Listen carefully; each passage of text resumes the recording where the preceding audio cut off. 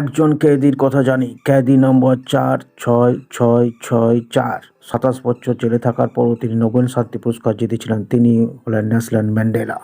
আর এক পিতৃপরিচয়হীন যুবকের কথা জানি, থাকার কোনো রুম ছিলেন না তার। বন্ধুদের রুমের মেঝেতেই ঘুমাতেন। ব্যবহৃত কোকের বোতল ফেরত দিয়ে যে আয় করতেন সেটাই দিয়ে খাবার কিনতেন। প্রতি রবিবারে রাতে তিনি ৭ মাইল হেঁটে ইসকন মন্দিরে যেতেন শুধু একবেলা ভালো খাবার পাওয়ার জন্য। তিনি হলেন অ্যাপেল এবং পিকচার রেভলিউশনের প্রতিষ্ঠাতা ও সিইও স্টিভ জবস। আর এক যুবকের নাম জানি, মধ্যবিত্ত পরিবারে জন্ম। তাকে বলা হয় হার্ভার্ড বিশ্ববিদ্যালয়ের সবচেয়ে সফল ড্রপ আউট।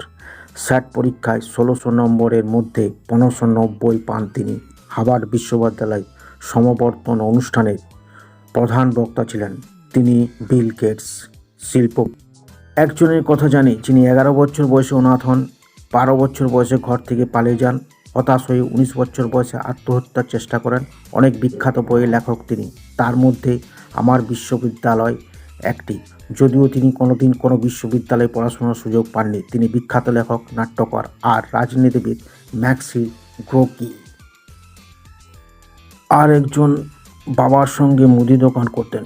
পরিবারে এতটাই অভাব ছিল যে স্কুল পর্যন্ত পড়েই থেমে যেতে হয়েছিল। আর সেই ব্যক্তি এক সময় হয়ে ওঠেন বিরাট বিপ্লবী নেতা। তিনি চিং মাও সিং তুং।